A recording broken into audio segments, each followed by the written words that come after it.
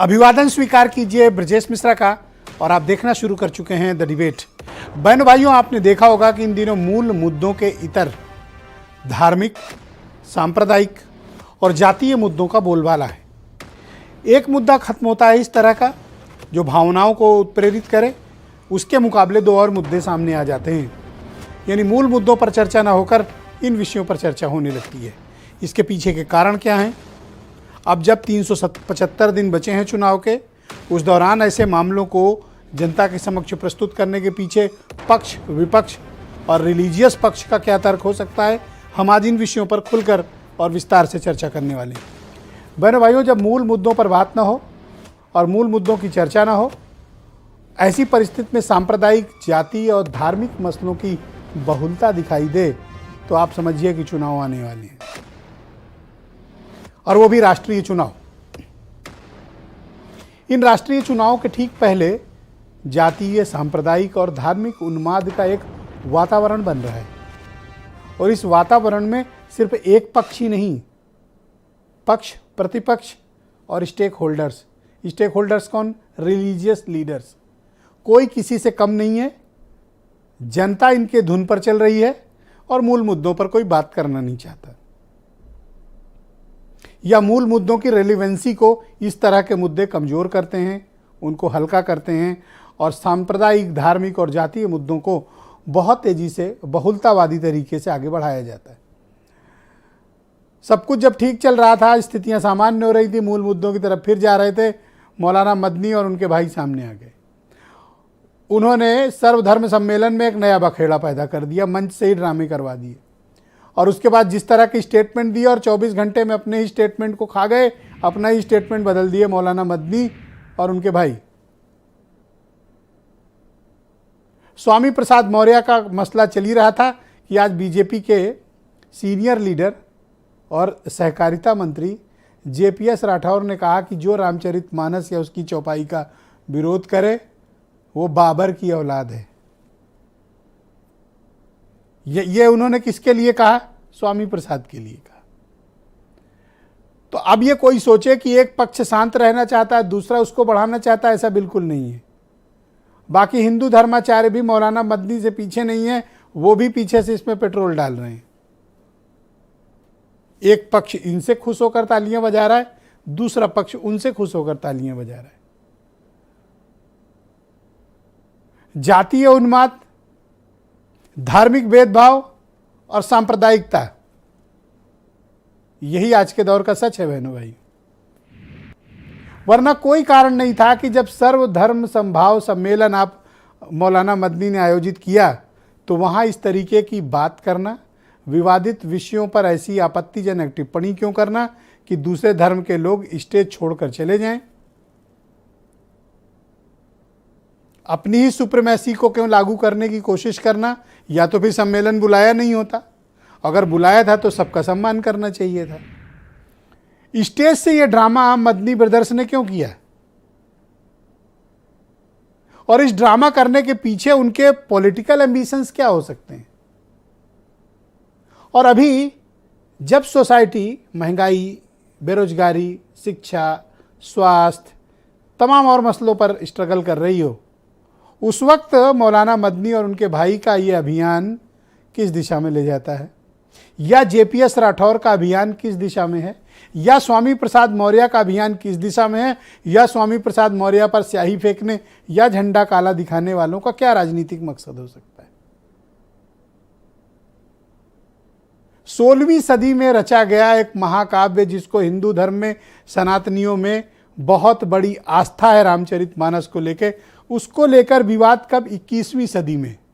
16वीं सदी का ग्रंथ, विवाद 21वीं सदी में। आप टाइम कनेक्ट करिए बहनों भाइयों। क्यों? चुनाव है।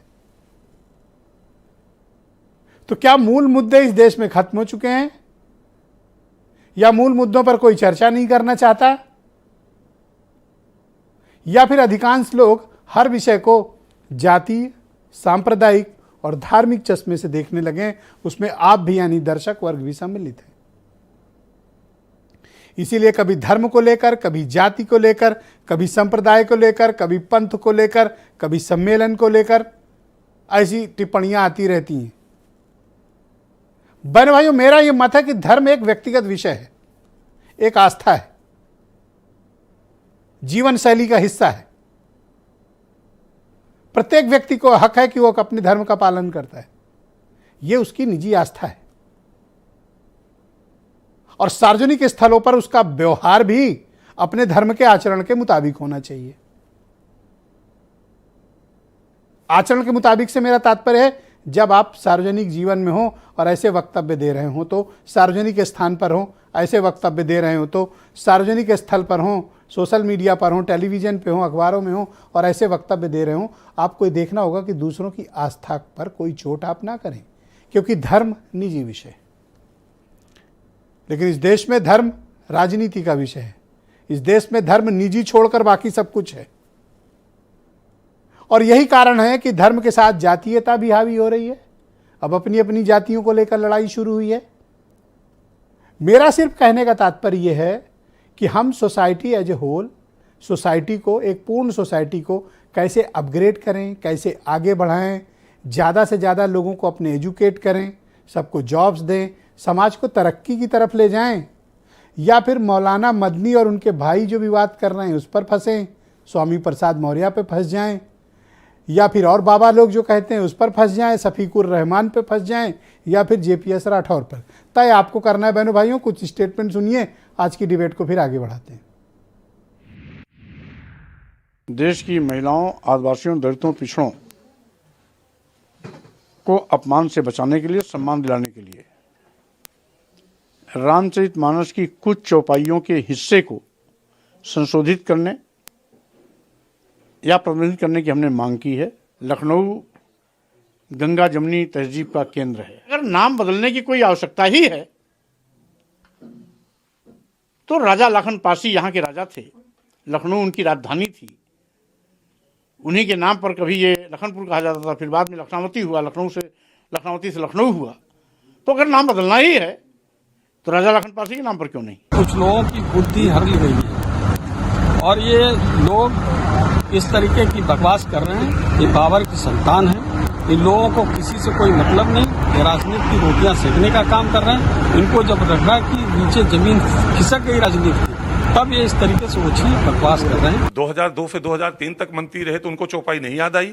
7 से 12 तक वो वफा सरकार में मंत्री रहे, कद्दावर नेता रहे, तब उनको चौपाई नहीं याद आई। और खुद भाजपा के टिकट पे चुनाव लड़के मंत्रि परिषद में जाके 5 साल तक मंत्री के रूप में उत्तर प्रदेश के संचालन में अपना सहयोग दिया, तब उनको चौपाई नहीं याद आई। समाजवादी पार्टी का झंडा पकड़ते ही उनको चौपाई याद आ गई। मैंने कहा और कौन है?